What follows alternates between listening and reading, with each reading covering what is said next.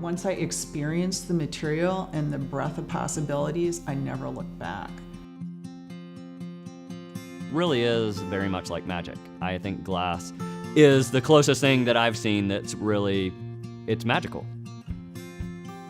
It has tremendous appeal, and it does have a magic to it. The whole glass arts community all work together to make it a bigger and better thing. To see our work all together as North Carolina artists and to see what kind of things were being done, it was pretty exciting.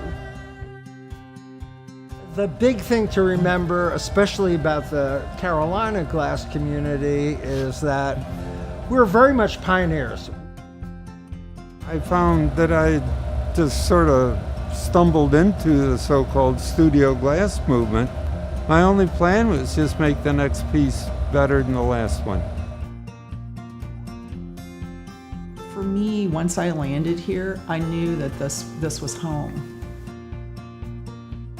Also, you know, above all, the beauty of the place is overwhelming. I think that living here is magic. North Carolina, the mountains, it's magic. Everywhere you go, it's just the mountains to me are just inspiring, and they're amazingly beautiful. It's just been very gratifying, and I think that's kind of rare.